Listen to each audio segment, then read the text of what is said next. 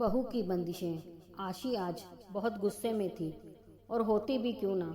उसे लगता था मोहल्ले की सबू बहुओं में सबसे ज़्यादा दुखी वही है। शाम को जब अभिषेक आशी के पति घर आए तो आशी का सारा गुस्सा उन पर निकला। आशी ने कहा, सारे घर का काम मुझे ही करना पड़ता है। अब सामने वाले पड़ोसी शर्मा अंकल की बहू को देखो, वह तो कभी नहीं निकलती बाहर। उसे तो कभी भी बाहर जाते हुए भी नहीं देखा है। और एक मैं जो दिन भर घर के कामों में स्कूटी लेकर बाजारों में घूमती रहती हूँ और आकर फिर घर का काम करूँ, खाना बनाऊँ, और तो और बच्चों की सारी जिम्मेदारी भी मेरे ऊपर है। आपसे तो इतना भी नहीं होता कि बच्चों की स्कूल की डायरी भी चेक कर लें, वह भी मुझे ही करनी है। आशी गुस्से में सारी बातें अभिषेक को बोले जा रही थी और अभिषेक चुपचाप खड़े हुए चेहरे पर थोड़ी सी मुस्कान लिए उसे हाव भाव दे रहे थे। अभिषेक के मजाक के हाव भाव देखकर आशी और ज़्यादा नाराज हो गई और चिल्लाते हुए बोली, सही है आपका, यहाँ मैं जल रही हूँ और आप मेरे मज़े लेकर हंस रहे हो। तब अभिषेक ने हंसते हुए कहा, यार आशी, अब तुम्हारी इन बेकार की बातों पर हंसी नहीं तो क्या सीरियस हूँ। तुम अपनी तुलना शर्मा अंकल की बहू से कर रही हो। तुम्हें पता है शर्मा अंकल और आंटी दोनों अपनी बहू को घर से बाहर खड़ा तो नहीं होने देते। वह बाहर कैसे निकलेगी। तुम तो शुक्र करो तुम्हारे ऊपर ऐसी कोई बंदिश नहीं है। तुम चाहे जहाँ जाओ और तुम्हारा मन करे वह पहनो, फिर भी तुम संतुष्ट नहीं हो। तब आशी ने कहा, यह कोई आज़ादी है मेरी। सारे दिन लगे रहो बाज़ारों में। मैं भी चाहती हूँ कि कभी कभी मुझे किसी चीज़ के लिए बाज़ार जाने का मन ना करे तो वह चीज़ तुम मुझे लाकर घर पर दे दो। पर तुमसे तो उम्मीद करना ही बेकार है। तभी तो मेरा एक पैर घर में होता है और एक पैर बाज़ार में। तब अभिषेक ने कैसे जैसे आशी को मनाया और फिर रात का खाना खाकर सब सो गए। अगले दिन आशी किसी काम से बाजार के लिए निकली ही थी, तभी उसे आवाज़ आई, दीदी इधर देखो।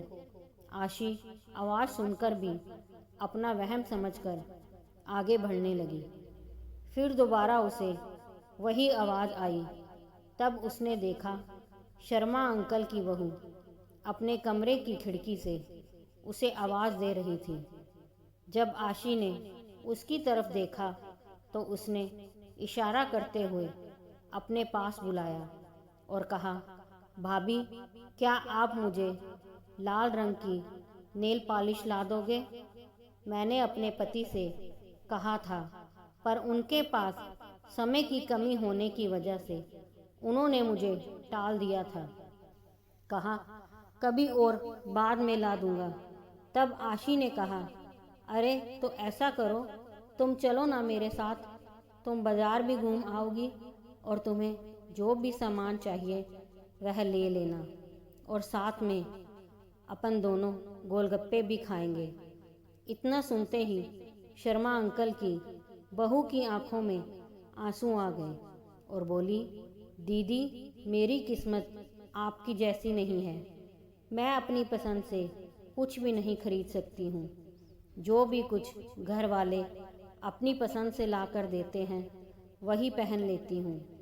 मैं बहू हूँ ना, तो यह लोग मुझे कहते हैं, बहू तुम चार दीवारी में ही रहो, तभी हमारे घर की शोभा है।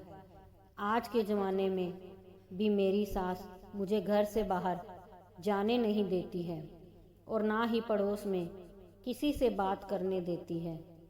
तभी पीछे से आवाज़ आई, बहू, और वह अपनी अधूरी बातों को बिना पूरा करे ही अंदर चली गई।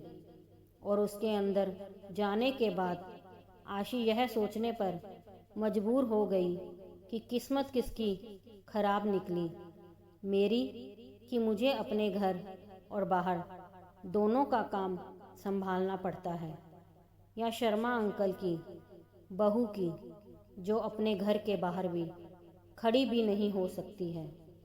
आशी सोचने लगी कि मैं तो हमेशा यही सोचती थी कि शर्मा अंकल की बहू के तो ऐश हैं, जो उसे घर पर बैठे बिठाए हर सामान मिल जाता है, पर आज वह अपनी किस्मत को सराह रही थी, क्योंकि चाहे काम के बहाने ही सही वह घर से बाहर निकल तो सकती है, जिससे चाहे उससे बात कर सकती है, अपनी पसंद का कुछ भी खरीद सकती है।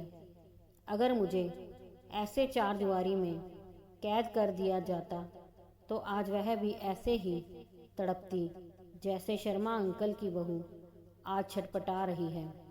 आज काशी को समझ आ गया था कि जैसा हमें दूर से दिखाई देता है, सच्चाई में अक्सर ऐसा होता नहीं है। इसलिए दोस्तों, हमें जो भी मिला है हमें उसमें संतुष्ट रहना चाहिए, क्योंकि भगवान ने हमें हमारे हिसाब से सबसे बेहतर दिया है।